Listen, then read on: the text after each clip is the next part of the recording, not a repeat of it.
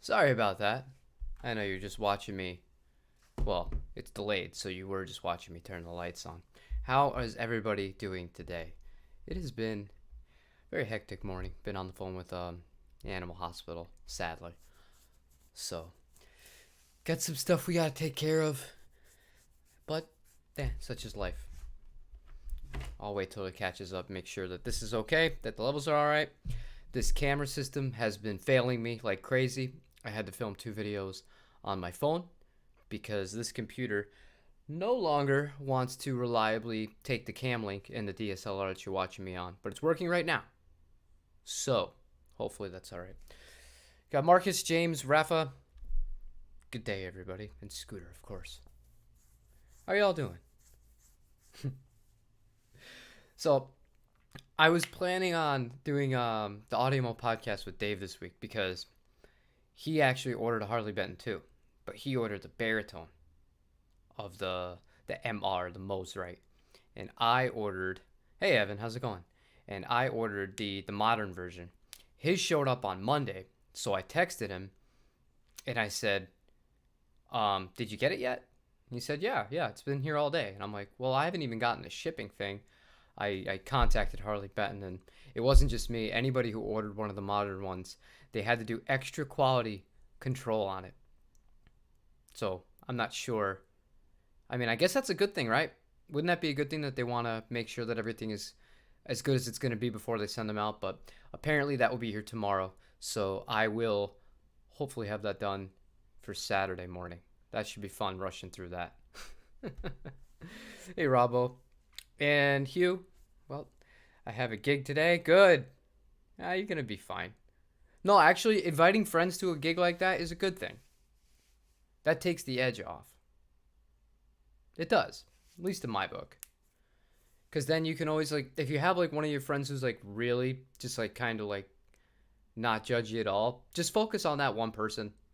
And they'll even make you laugh in the middle. And when you laugh, you loosen up. You loosen up, you play better. You'll be all right. Yeah, and you guys saw the computer.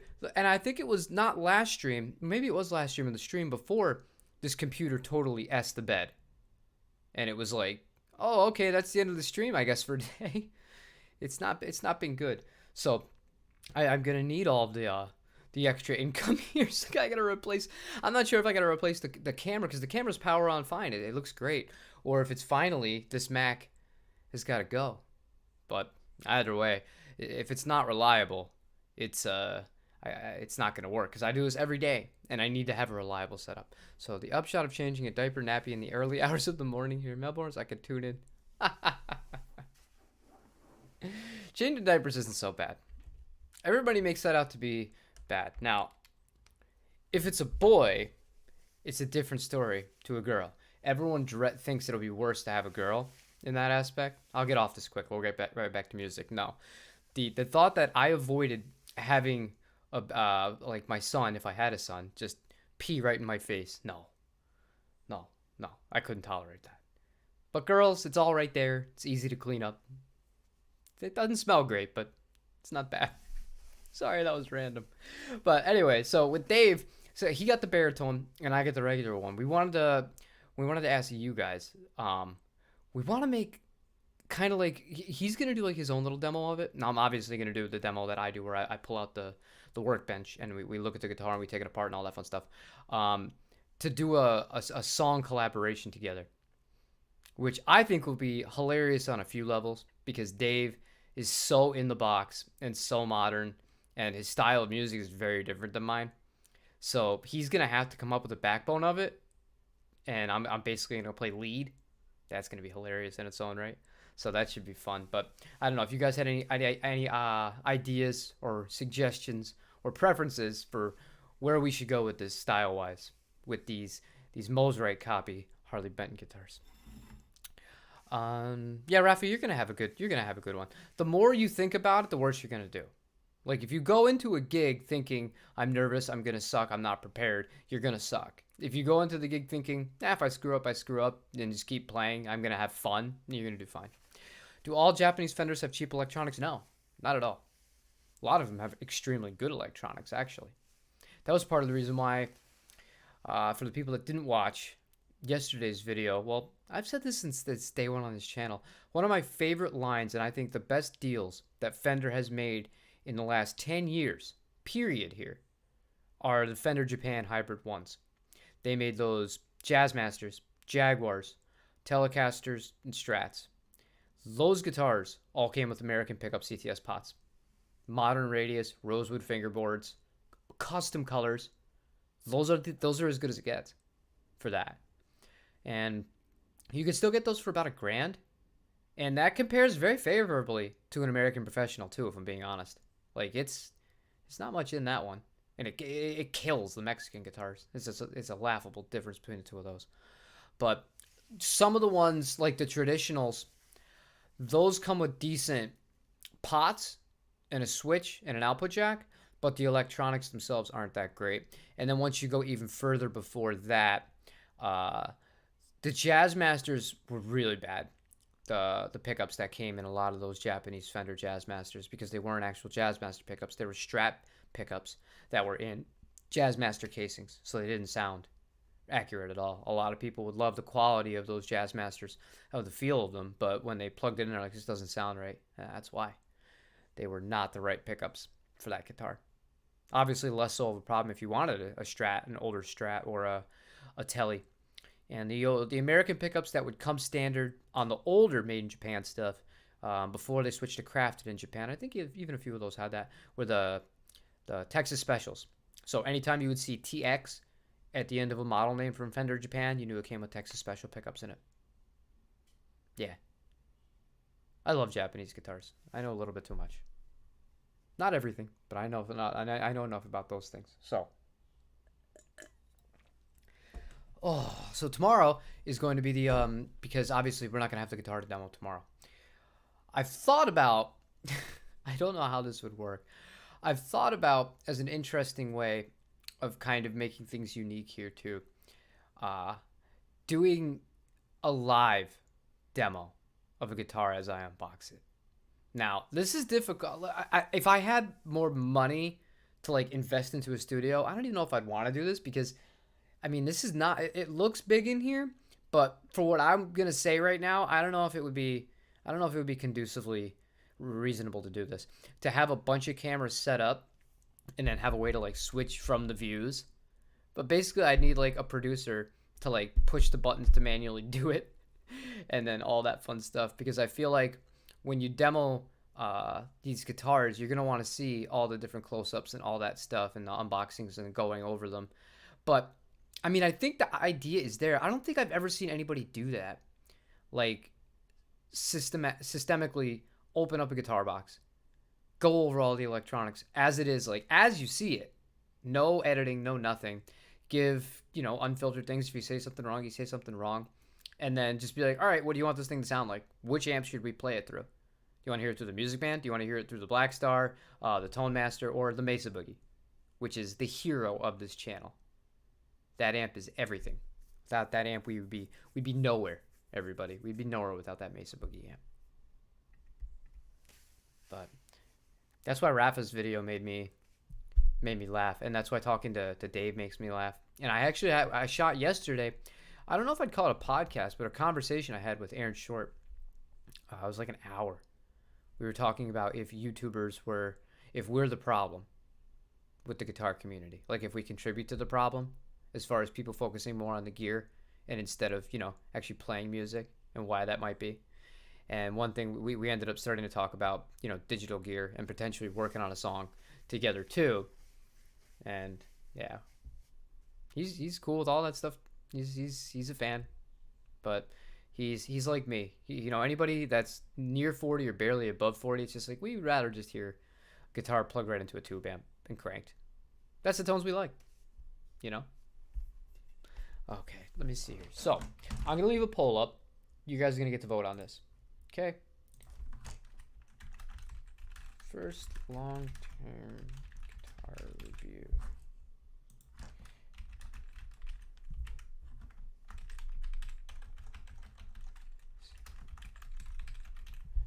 Let me add an option here.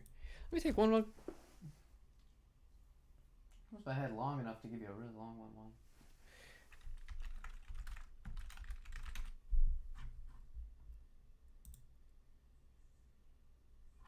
Okay, so this poll is to determine which guitar, because after the Harley Benton, I'm not really in the market to buying new guitars, and since I've stopped kind of flipping guitars, it's kind of changed my ability to buy guitars for the channel, like cheaper ones to demo and stuff like that, because that's always a loss.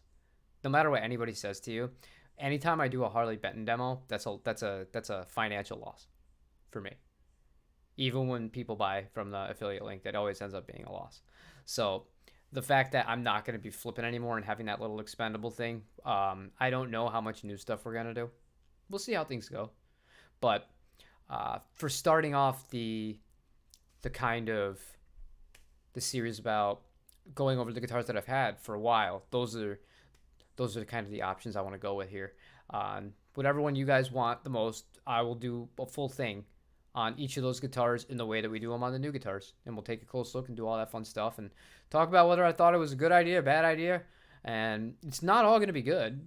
Obviously I have preferences, and some of the guitars don't get played all that often for varying reasons. Have I thought about investing in a Bogner amp? I played a Shiva for a while. It's a good amp, but if I was going to put that much money into an amp, it wouldn't be that style of an amp. Not for me.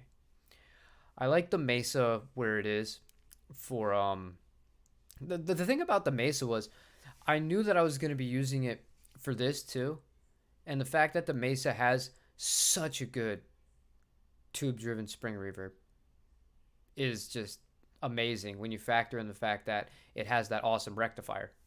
So to me it was like, okay, I can cover everything from super clean and do all those kinds of great sounds, but then if I need to get super dirty, I can do that without a problem. If I was going to buy a really high-end amp, it would probably be a Matchless or a Morgan. That's a lot of money, though, especially the Matchless. I want one of those green Matchlesses, I think DC40, something like that. Hell of an amp. But the Bogners are cool. I like them, but I wouldn't identify that as like my oh, that's the sound I want to get. You know what I mean? But everyone's different. Yeah, a Matchless. That would be what I would say I would want. What about you guys? Let's see, who's running away with this? Oh, no love for the Mustang? That makes me sad. I like the Mustang better than the Jazzmaster. That's messed up, you guys. Come on, help that guitar out. And it's orange. Oh, I should plug this in before it dies. That'd be pretty funny if the computer literally shut off in the middle of the stream. Cool. But anyway, so I want to thank Evan. I want to thank Matt, Larry, and I think somebody else, and Ian for joining the membership thing. That is amazing. That's so cool. And somebody was telling me, I think it was Marcus. Marcus, yeah, see? Yeah, the camera was going out on me right there. Marcus was telling me, because I don't know much about this. I really don't. That apparently Patreon lets you keep way more of your money than YouTube. But his reasoning to do it on YouTube was it's all in one place and it's like less to worry about. And I'm okay with that.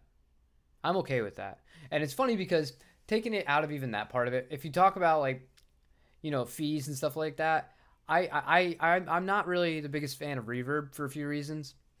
But I have no problem with YouTube taking 30% of everything. Like when I get paid for YouTube monthly, like they take like a gigantic chunk of it, and then if you guys like when somebody sends me a super chat, what happens is if it's like $10, they will tax that first and then take 30% of that, and then whatever's left over is what I get. So it's not really, you don't actually keep 70% of it. But that doesn't bother me, as opposed to reverb. Selling your guitar on reverb and just straight up losing hundreds of dollars on one guitar. Like, that bothers me way more for one reason or another. It's justified, maybe it's not. But with YouTube, I feel like they provide so much more for me. Like, think about what they let me do every day. I don't have to pay for space. They let me tag everything. They give me an open platform. If I make a good enough video, they're going to recommend it to other people. Like, it doesn't cost me anything. All this stuff's up for forever or until YouTube goes under. And they let me do live streams like this. I mean, it's great. And then they'll let me monetize it even on top of that. Like, for that, take your percentage. I don't care. It's like the mafia. It's like, you know what? You've earned it. You've earned it. I'm not even gonna be mad at you. You could pull a little more of a reverb. I'm like, eh. Fat or thin neck? Pattern regular. Kind of right in between. That PRS neck is very similar, the one on the purple one, to my custom shop Tele and my custom shop Jag. Those three feel like interchanging between those three is like the easiest transition between any of the guitars. They all feel so similar. They feel great. Those are my favorites. But it is nice to play a thicker neck. If I'm gonna be playing rhythm, I prefer that, and I use the Les Paul a lot for that. Clean on the neck pickup. That big old 50s neck feels great. Big fan. Favorite rig for small coffee shop cafe style type gig. That would be all I bring with me to those. I bring 2 guitars. I try to only use 1 guitar, but I have the second guitar with me in the gig bag sitting behind the amp. I bring 1 guitar. I bring the small pedal board, which has 3 pedals and a tuner on it, and the Tonemaster. But before that, it was the Black Star. That's it. I don't have anything else. But now I actually got something sent to me. I haven't opened it up yet. Right here, the people at Phoenix who sent me the wireless system, they sent me, I might as well, why not? I didn't plan on this, but this is something I'm going to be using. Just to make my life a little bit easier.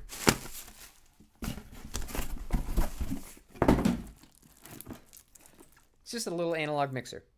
So what I'm going to do is, it's got 4 XLR/Nutric TRS inputs on it. I'm going to run the Tonemaster directly, the DI portion of that, straight into this, and then my wife's vocal straight into this, and then her ukulele right into this when she wants to play that, or the bass guitar. So really I have all 4 basses covered with that. And then it has stereo outs that I can send out to the main PAs. So that's really cool. So that's pretty much it. This will be the newest piece of gear for that. But no, I don't bring a big rig with me anymore. It's overkill. You don't need much. You don't need much.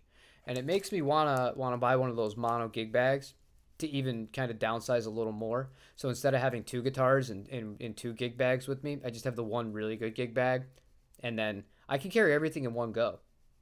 I have the guitars on my back, the amp in my hand, the pedal board in a little like kind of like suitcase size thing in my left hand. I'm done.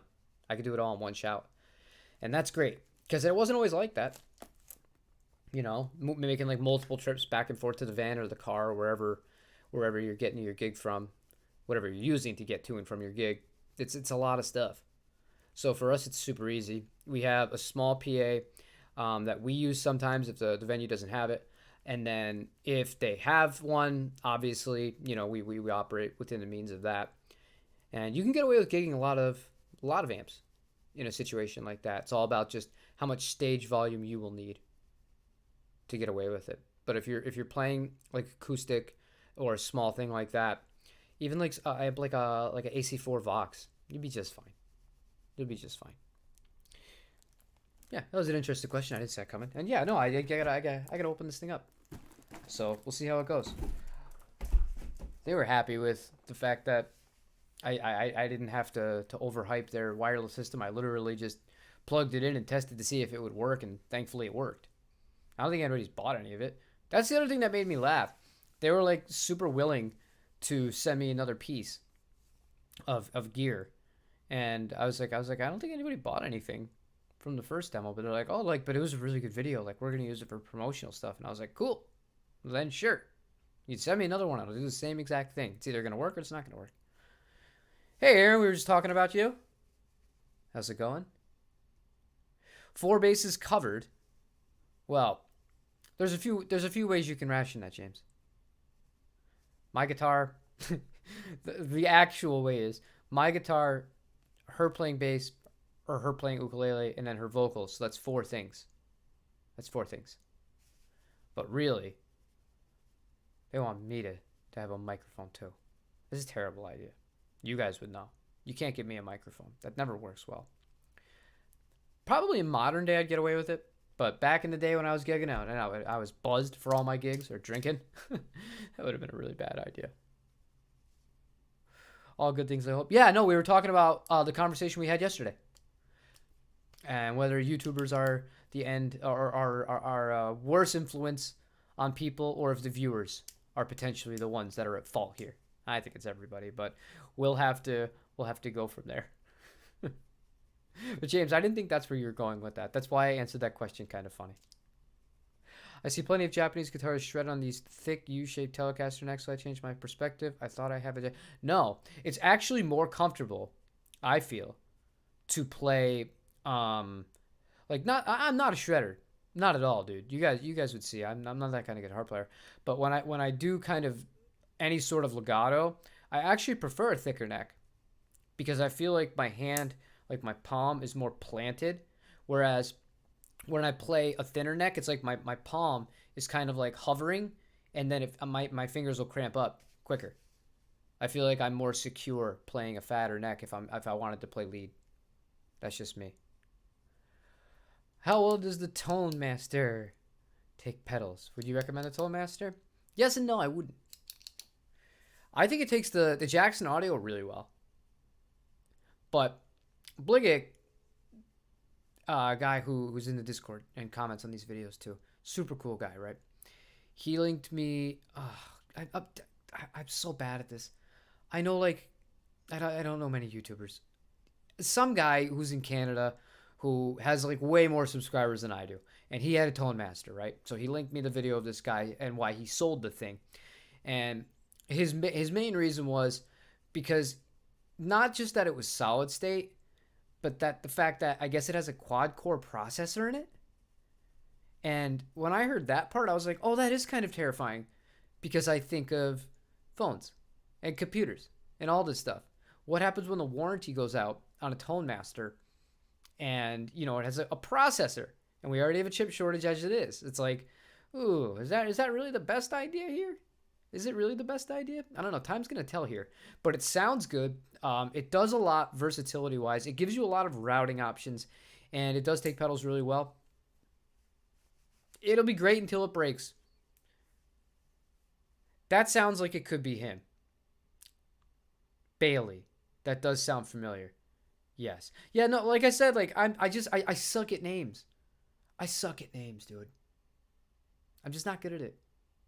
But it was a very interesting video, because I had never thought of it like that. And if he didn't link that video, I wouldn't have thought of it like that. Because even now to this day, when I think of solid state amps, I don't think of the computer chip aspect of it. I just think of a solid state rectifier or a solid state preamp. Like I don't factor in how modern technology is going to affect that. And that is somewhat concerning to me. Because you won't know. You won't know until a few years from now. But I think if the Tonemaster was like a $400 or $500 amp, I wouldn't even be like thinking about this and be like, whatever. If a $400 or $500 amp goes in 2 years worth of usage and taking it out to play all the time, I don't care. You know, at that point it's already paid for itself. But like the fact that these things are over $1,000, I don't know about that. That's a tough sell. So if I was shopping for one, that's an amp I don't think I would buy used, because I would want to have the warranty with it. So if you're looking at a Tonemaster, I would recommend buying it from somewhere new. Try and, you know, call up places. Don't just go to Sweetwater right away and call them. Not that there's anything wrong with them, but there are places where you can get, you know, 10, 15, or even 5% off, or maybe even no sales tax, depending on the state that you live in, and save some money. But just make sure you buy it new so that you can register it with a warranty. So if something does go wrong, you can call Fender and be like, this is your problem. Fix this. That's my only concern with that amp. I have a small hand, thinner necks, cramp my hand. Yeah, it didn't used to be like that. I have smaller hands, and I always was of the school of thought where I preferred really thin necks because of it, I thought. And so whenever I would pick up a guitar with a bigger neck, like in my 20s and stuff like that, I'd be like, I'm not interested in that guitar. Like any Les Paul standard 50s or anything like that, I would just immediately hold it. I wouldn't even strum it or even try it. Be like, no, this is too thick. And that's, you know, as you get older, you become more open to to actually trying something, not just immediately writing it off because it's not what you immediately are used to. So now I think there's a time and a place for both, you know? Just perspective. I'm a fan of the Japanese soft V. It fits my hand. The V is really comfortable, as long as it's not a hard V. That's the thing. If it's a soft V, it doesn't feel that dissimilar to a C. It doesn't feel that much different. But a hard V, that one you'll notice a little bit more. It feels a little weird. Like you can feel like the pointiness, kind of like where the skunk strap is on the back of the neck. You can feel that in your hand when you're playing a little bit more on a hard V-neck. Yeah, a hard V-neck. That would only be funnier if I was wearing a V-neck. There's no way they're going to replace that processor in 10 years. Exactly, and that's what scares me. And that's why I love the Music Man amp. Dude, that amp was built in, like, I think 1975. That amp is, like, 46 years old. It's still kicking ass. Still kicking ass, taking names. It's too loud to take out and too heavy to take out. But I have lugged that thing everywhere, you guys. I have lugged that thing everywhere across the country. It's never failed. Tubes have gone on it. That's it. Tubes have gone on it, and the RCA cables to connect to the reverb unit eventually went out, and I replaced those for $6. That amp has never failed, like, in any, like, serious manner. So that I'm okay with. Like, that's worth the money. And you can still buy one of those for, like, $400 or $500. You know where to look around.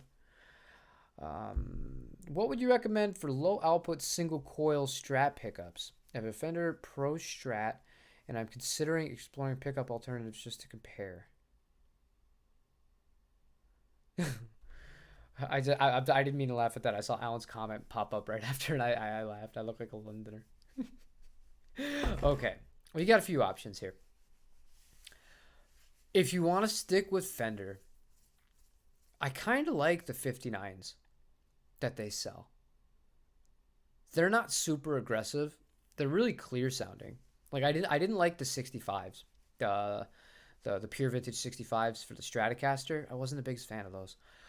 The 59s sound really good, but Lindy Fralin stock, you'd be very surprised. That will get you right where you need to go. They make a few different sets. I mean, you have your hot Strat, you have your, I think he makes 54 too. Actually, that might be the better way to go. But stocker, or if he still makes the 54, I know he did, but sometimes with these pickup manufacturers, I'm gonna look it up real quick while I talk to you guys. Sometimes with these pickup manufacturers, they phase things out, and you know their lines change as they will. Yes, the real 50. Okay, they changed the name for it. So the real 54s are the ones from Lindy Fralin. That's as good as you're gonna get if you want to spend more money. And by more, I think they're like $300 a set. Whereas I think you can get, how much can you get a set of the 59 Fender pickups? Fender 59 pickups Stratocaster. 170. Yeah. So, you know, a little less than half price, or a little more than half price. Both sound really good though. I like the 59s, the American vintage 59s. Good pickups. Okay, so they're definitely trying to make amps consumable by putting a processor in there. Yeah, I don't like that. I didn't know that. And this is an example of me being an idiot. There's no other way of saying this. This is me being stupid and not doing all my homework. I preach about these guitars and all this stuff to do your homework, and I do my homework on all that. But for the amp, I didn't do my homework. I didn't realize that it was a processor that was manipulating these sounds or generating these sounds, and that kind of, yeah, I don't love that. I don't love that, but I'm in now, so we'll see how it goes. Who says old can't kick ass? Send them to me. Oh, I love old stuff. Old stuff's great, man. Old stuff's great. Not all vintage stuff is necessarily good. That's another thing that is it's a lesson a lot of people need to learn. Just because something's vintage, even if it's by a big brand, that don't mean it's good. It could be junk. So just, buyer beware. No problem, Dan. No problem at all. Those are the ones that are really the 54s. If you if you have a guitar you really love, like if you really love that American Professional too, like everything else about it, but just the pickups are the one thing, then I think it's worth it to spend that extra $130 and get the Fralins, because you will never want anything more than that. Like that is, to me, is as good as it gets. The 59s will get you right there. They sound great, the ones that Fender makes. But the Fralins is just like, okay, I'm done with this guitar. It's amazing. And that's the other thing I loved about the American Professional 2s. They got great tuners. The neck, the deep C neck on those is fantastic. Great fretwork, well built guitars, awesome molded hard shell case. Yeah, I've never cared for the American Standard pickups or the American Professional pickups. The only time that it was for a brief amount, I think 2011, 2012, Fender had American Standards that came with fat 50s. I think that was my favorite run of the American Standards. Those are pretty good pickups. Did you buy the Thomann Thin Line Acoustic yet? No one has reviewed it. No, I didn't buy it. I didn't buy the Thin Line Acoustic. I wasn't interested in it. And it goes back to this. I don't want to... We talked about this yesterday. Nobody's seen it yet, though. So I got to upload that so that we can edit it in here. I don't want to demo gear that I don't have a big interest in. Otherwise, you guys are going to know. And I'm going to know. I already told you I'm losing money either way. So what point what point would it have for me to get something that like I'm not enthusiastic about?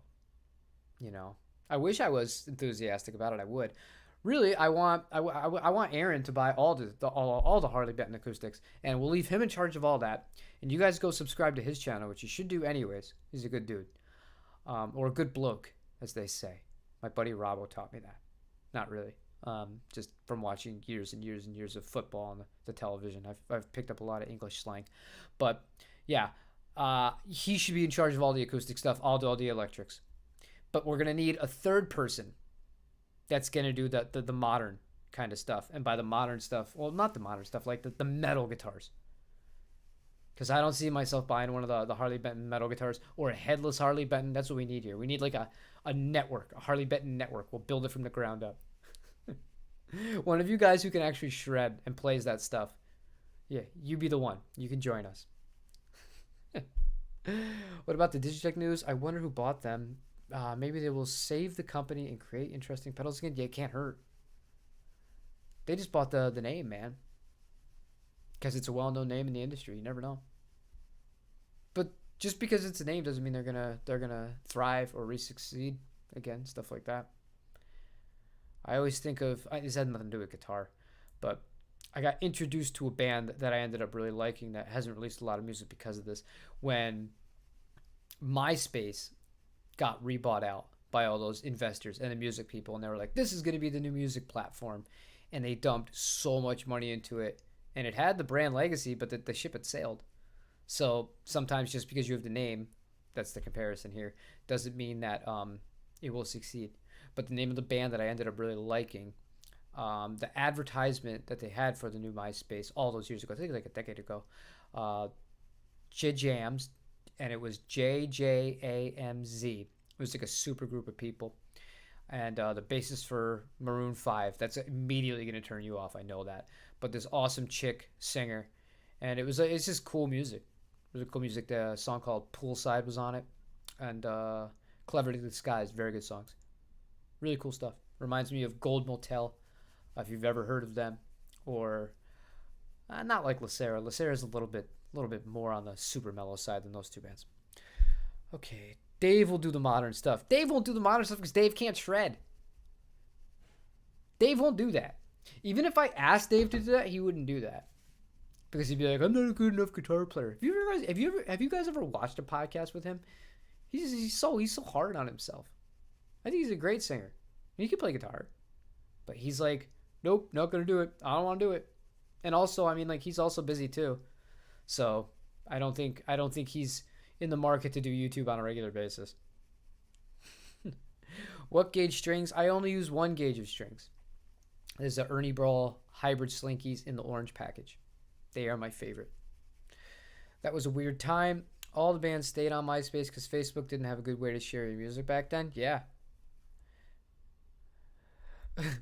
I've got the tools. I could shred a bunch of Harley Benton's little tiny pieces. You know, that would be funny. Put them through an actual cheese grater. Something like that. Actually, no. Let's put the Squires through that. The Harley Benton's are better guitars. I'm screwing around. Less than 2 hours? Well, how long are you playing for, Raph? I saw your set list. What was it, like 6 songs? Something like that? What are you worried about? What are you worried about? Yeah, all right. Let me see. 1, 2, 3, 4, 5 songs. You're playing 5 songs. You can do this. Don't overthink it. You're already getting in your own head. Just don't drink any booze. Hey, Bruce. And you don't need to apologize for being late. It doesn't matter. These streams are all about everybody just hanging out. That's what's kind of what this has turned into. On Thursdays, like, we'll have like a general thing where I'll talk about it for like 5 or 10 minutes just so I can have something in the thumbnail. But for the most part, I just answer you guys' stuff and we end up just going on tangents. So, yeah, you can show up whenever you want. That's all good with me. Doesn't matter. I'd like a standard Harley Benton acoustic and thin line. I guess I can order those. Is shipping $74 is what I paid for shipping on my Harley Benton MR Modern. What color do you think I bought that in? What do you think? Think I bought it in 3-tone sunburst? Candy apple red? Give you a hint. Those are the 2 colors I would not buy them in. Or blue, white, or black. I'm interested in it. I'm interested to see how that thing goes. 15 minutes, 5 songs. 15 minutes, you'll be all right. It'll be over before you know it. I mean that. And another parlor trick here you can do is, because you're not, I'm assuming you're not getting paid for this, right? This is just a straight up open mic. The best thing I can tell you then, if you're nervous, this might seem counterintuitive, but trust me, this might actually help you. Try in between songs to not waste any time. Don't adjust anything. Don't look around waiting for a reaction. Don't do that. The longer you stall, the worse it's going to be. If it's an open mic, ain't nobody coming out there except a few of your friends to see you anyways. So it's not like people are going to be always going to be paying the most attention and stuff like that. You go out to an event like that. You play your song, give it 5-10 seconds most. Let a few people clap, whatever. Just bang, right into the next song. That's how you do it. Build momentum. The worst thing you can do when you're feeling anxious or nervous is have silence. You do not want silence. That is your enemy, because that will just get in your head. So just try and you don't have to like go from song to song to song as far as like not even giving any break here. Wipe your hands, have a drink of water or something like that. But the longer you stall, the more it will brew. Just get through it. You'll be good. Play Wonderwall. Don't, you know what? If you're going to play Wonderwall, I don't know. I think a song like that, you need a really goofy or a really good singer that could pull that off immediately in that manner. Any thoughts on wide range pickups in the 70s Tele Deluxes? I had a thin line 70s Tele Deluxe flamingo pink made in Japan with the wide range humbuckers in it. And I've played a few of the solid body ones. That used to be a great deal. You used to be able to get the Mexican ones with the big headstock, maple fingered board. I think I had it in the walnut finish. And it was like $400. See, if Fender Mexico is still at that price, I would be a lot more open to buying Mexican guitars. But the pickups themselves, I don't know. They don't really sound like humbuckers. And they don't really sound like they're definitely their own vibe. I will say I like the Q knives. Or the Q knives. I'm not sure exactly how to pronounce that. Versions of those. I think those are really good. And the Fralin P92s. They're very similar sounding to that. They have their own little character to them. But they're not my favorite. I don't know. I feel like in a Telecaster with 2 humbuckers that's a thin line, I would rather go the TV Jones route if I was going to do that. Or Filtertron, something like that. Okay, seriously, what work? You played Fender Tele. Oh, yeah, I already answered that one. What are your thoughts on mounting the Tele neck pickup directly to the body or the modern method of screwing into the pickguard? Tone difference? Not really. I don't notice any difference in that. I think that's one of those things of it's such a diminishing point of return either way. Where I guess if you like, maybe there would be slight, but I mean, in practice here, it's just a microphone. It's how you're mounting a microphone because that's all pickup is. Really, the most important thing when you're setting up your pickups isn't the method that it's screwed in. It's the distance between the pickup and the strings. That's the most important thing. And the angle at which that the strings go over the actual pull pieces. That's way more important than the actual method of mounting, in my book. Good call on TV Jones. Yep. Fujigen is better quality than Fender Mexico? Yeah. Oh yes. Yes. Yeah. That's not even close. I would even argue I'd rather have one of the Tajimas over Fender Mexico. I'd rather have one of the base G&Ls over Fender Mexico. There's a lot of brands I'd buy before I bought a Mexican Fender. And again, it just has to do with the fact that those have gotten out of control expensive for what they are. Your mileage might vary. Not a fan. Why is it that I only like super expensive electric guitars? Like $1,500 up. Not crazy expensive, but they just sound better because I don't know.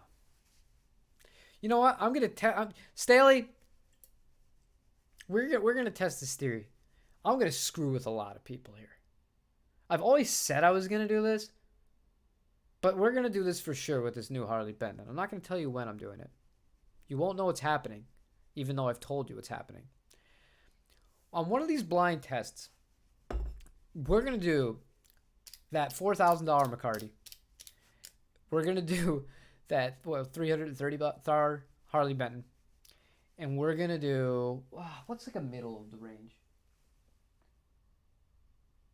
I don't really have a middle of the range for two humbuckers that isn't a semi-hollow. Because I would say I would do the 77, but the 77 is a full-on hollow body. That's going to stick out like a sore thumb. Maybe just the CE24. Maybe those I'll do those three guitars blind. Right? But I'll only tell you that I'm doing the two PRS guitars. And then at the end of it, I'll be like, "Yeah, you thought that guitar sounded really good, didn't you? That wasn't a PRS. That was a Harley Benton." And then I'll just show the clips of me playing it, and then you can see the exact sound, so I'm not full of shit. I like the neck better on the American Professional 2s. But other than that, there's nothing in it between the two models. The only other difference between the American Professional 1 and the American Professional 2 is you get the push-push, if you're into that, to put you into series. I don't love series. Like, I removed that mod from the JV Telecaster. I wanted to just have straight up three-way switch. It's like, on paper, it sounds like it would be cool, but if you've never recorded guitars before, one thing that when you start doing it, you notice is the reason why the Telecaster is so used in studio recordings, even for like harder music with gain on it, is because it cuts through so well on the bridge pickup, because it has balls, but it also has high end frequencies to it. So once you introduce like other instruments, all of a sudden that guitar that sounds a little bit thin by itself, in the context of the mix, it will sound gigantic. Teles are great for that. So something where you have the two pickups together in series, if you're playing by yourself, it's like, oh, this sounds cool. It's like, this sounds so big. But you might find, depending on the style of music that you're playing, ends up being a little muddy, ends up kind of being difficult to work with in the context of a mix. And that was something I actually tried with the American Professional 2, the one that I sold. I tried that guitar in series just for screwing around on two little overdubs, and me and the engineer both agreed, no, just play it straight up in parallel in the middle position, and that cut through the mix better. So your mileage may vary. Again, I've said that twice. I never say that, but it's true. See ya. Bye James. It's always nice having you stop in for a little bit. I like blind tests, but I always pick the custom shop. You always pick the custom shop. I am going to make it so you won't pick the custom shop. Now, it is now my goal here. I'm not going to cheat as far as manipulating the sounds. I'm not going to do that. But I will have it where you will pick a guitar that's not one of the custom shops. Or the McCarty. Because the McCarty's are in the same price as a Fender custom shop. How sad is that? That's crazy to me. That's crazy to me. Have you played the Squier 40th anniversary Strat? No. I could have. But by the time I went back to go and do it, Tolman won't send that guitar overseas. And that's part of the reason why when I did the Jazzmaster demo of the 40th anniversary one, they sent it to me, but then I guess somebody saw that video and was just like, and I said explicitly in the video, and this is true, if you purchase this guitar from Tolman, it is $100 less after the shipping, and you don't pay sales tax. So you're saving like $150, and you can have it now, or you can spend more money to buy it in America and not have it until the pre-order ships. It seems like a no-brainer to me. So they're no longer exporting limited edition models like that. So the value proposition goes away for me. In order for me to get a guitar I'm borderline on to demo, the value has to be there because I'm going to lose money. And I don't have the desire to keep one of those guitars. I was talking to Jason about this. I have the Strat to end all Strats for me already. That's a guitar. That's why you don't see as many Strats on this channel. Because the JV is just that damn good. I've played custom shops and back to back with the JV, and I'm like, this guitar's not even close to as good as the JV as far as the build. And that's sad. But it's only with that Strat. Like the other Fender Japan stuff, as great as it is, like I noticed a difference. Like when I did the Mustangs, I did the custom shop Mustang versus the orange Mustang, and while tonally they were a little bit closer than I expected, if I'm being honest, but the feel wise, it was like, oh well, obviously this one's the custom shop. This one's obviously the custom shop. Whereas with the old 82 JV, like I play those two, I'm like, yeah, like the JV, I like this way better. This feels like a better made instrument, which is crazy. It's crazy. You just gotta get lucky. Okay, how are we doing on this poll first? Let me check. The JV Strat. Speaking of the JV Strat, that's the one you guys want to see. Unless the Jazzmaster makes a triumphant kind of rally at the end.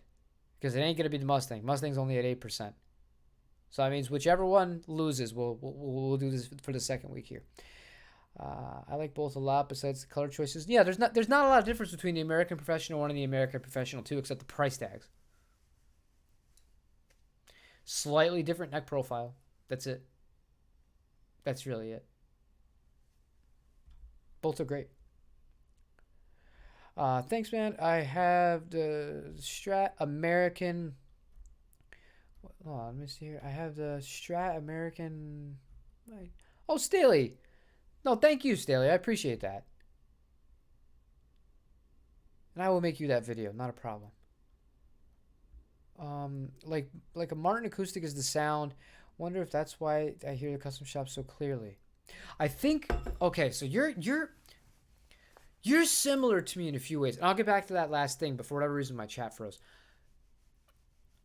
I play hard, and by hard, like I don't know, you guys see like when you play funk, it's like a lot of movement, you know, a lot of sliding, a lot of movement, a lot of stuff like that. So for me, the clarity on a clean tone is like vital to me. Some people, like, they didn't hear the difference, and they even in the room they might not think it's a huge difference between even the Lindy Fralins and the stock ones that came in the JV. To me, that's like the difference between that guitar being recordable and not recordable if I'm playing that style of music.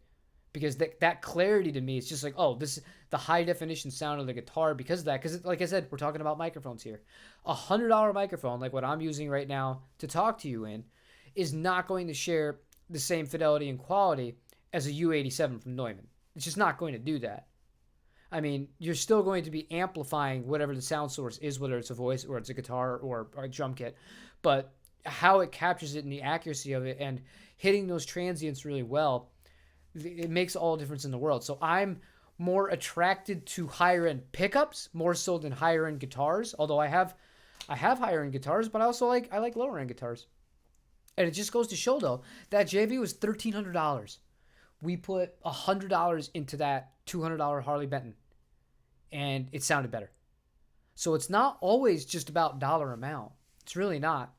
But there's also more to it than just how a guitar sounds. You have to really identify what your needs are. But yeah, I prefer that. Okay, so that's the comment I wanted to see. You have the Pro and the Tele Performer, and I prefer the Tele. The Performers are awesome. The Performers are basically American Specials. They replaced the American Special, and for many years, I thought that was the best value you could get from Fender. Because I think they were only $100 more. Wait. I think it was only $100 more at one point. The American Specials, when they first came out, they had the grease bucket circuit, and I think it was Texas Special Pickups actually, Telecaster, maple fingerboard, or rosewood, but mainly the maple one is the one I'm thinking of. White finish, $799 versus a Fender before the Ventura series. They had the Classic Series. Classic Series 60s in the 50s, I believe, were $699, but it was more vintage flavored, so you could get, in my opinion, a better guitar for $100 more, and it held its value a lot better, because those, just like you see with Venturas, they don't hold their value well at all compared to some of the other models. There's a lot of them out there. Thanks, Scooter. Let me see. I'm looking to get one of the Squier 40th anniversary Jazz Masters that you did the demo on. I like the tone, the pickups, the S3. That guitar was really cool. And that guitar, minus the bridge thing that I showed you all how to fix, that guitar's pickups were very modern. It didn't sound like a Jazz Master to me. In the same way that the Harley Benton didn't sound like a traditional Telecaster to me. They both had like a fullness to them that the classic traditional designs didn't have. And one thing that made me so happy with the community and everybody that watched that video where I compared those three Telecasters, so many people were amazed that it was the Harley Benton they liked. And I think that goes a lot to say it's all about a tonal preference, because some people that are used to, vintage guitars or have vintage guitars, they immediately picked out the custom shop. They're like, that's the custom shop 100%, because they knew it sounded the most like an old Tele. Whereas people that might not be as familiar with that, maybe they're like, yeah, that sounds good, but it doesn't sound like as full or as modern. You can get that with a lot of these other guitars. And that's a guitar, if I had kept that, I wouldn't have changed the pickups on it. The only thing I would have wanted to have changed on it was the hardware. But I couldn't get a gold mastery bridge, so that wasn't going to happen. Any progress for us to hear the tone clips from the YouTube compression? That's being announced on Monday. Do you know how much I'm uploading for that, by the way?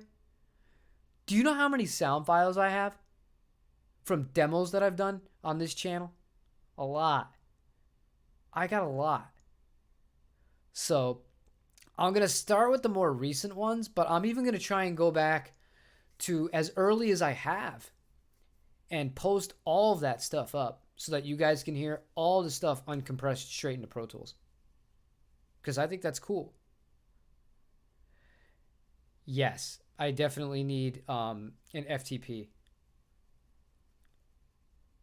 Discord's also possible here. Hold on, what? Oh, that's really funny. So somebody I haven't talked to in years. I used to be a band with them, because I have Mac, and whenever send you somebody else has an Apple iPhone and they send you a message, it pops up on your computer too.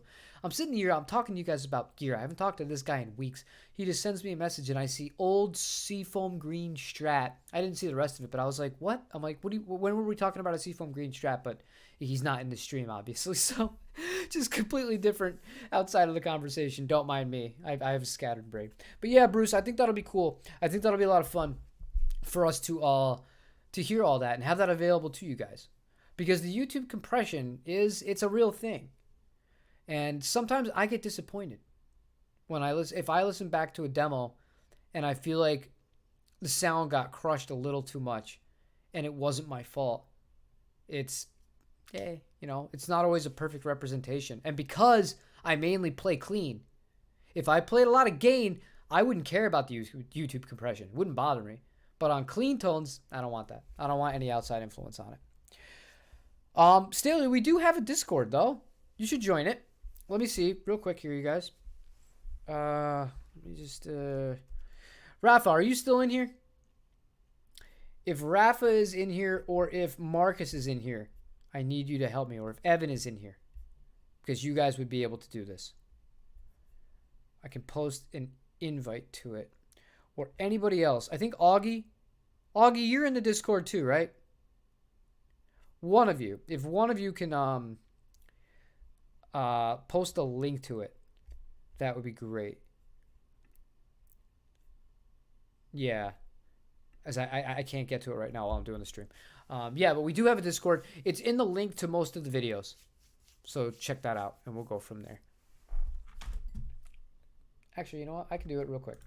Before we wrap this up, but while I'm doing this, if there's any other kind of last things, like I said, tomorrow's going to be the Q&A video, and then Saturday, assuming UPS actually delivers it, but they should, because the guitar's in Philadelphia right now. Assuming UPS delivers that guitar tomorrow, the Harley Benton, that will be Saturday's video. So we'll have to go from there on that. But all right, froze. Let me scroll down here. Let me get the link. There's the Discord link. I will post it momentarily. There you go. Anybody who wants to join the Discord, that is a link to that. It's some days it's more active than others. Some days we get carried away. But there it is. But it's more fun. We can all just sit and talk. I got to remove the Patreon channel. Odd hours here. Yes, that works. Sorry, Evan. I just saw your message. Hey, there's Staley. Staley's in. Okay, cool. So, I'm going to go. Oh, no. You guys. All right. This is the third time this has happened in the history of my streams.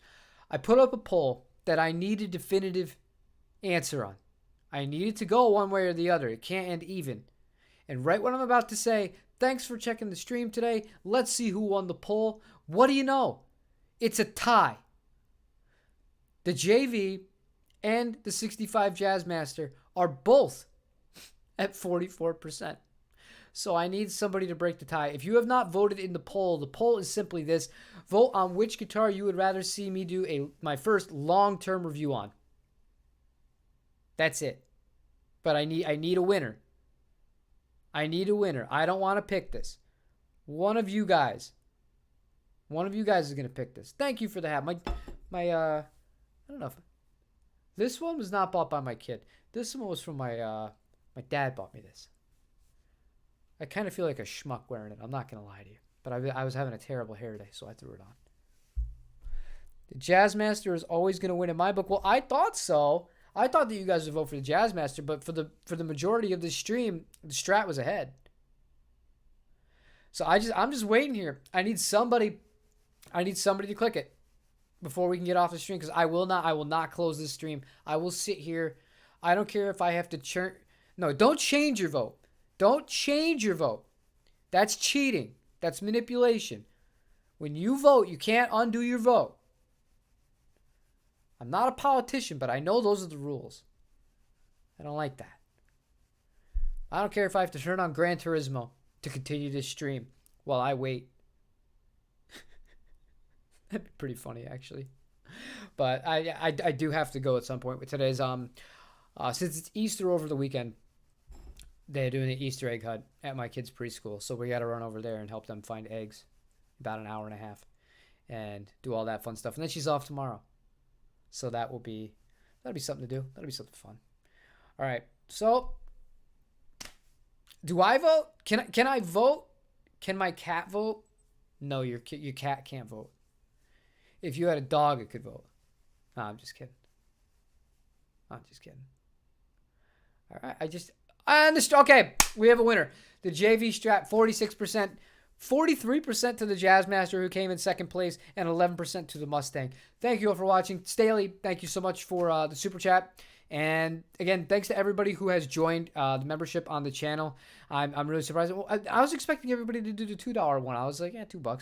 Nobody's done the $2 one. You guys have been super good, super amazing as far as, you know, the people that have decided to join it. They've been on the higher tiers than that. I was like, oh, that's cool. Well, I'm not gonna do both. I gotta spread it out. When you do YouTube every day, you gotta spread it out. We will do the Jazzmaster next week. Gran Turismo Racing. I have a wheel. Oh, dude, that's a whole other topic. We'll have a video on it. I promise.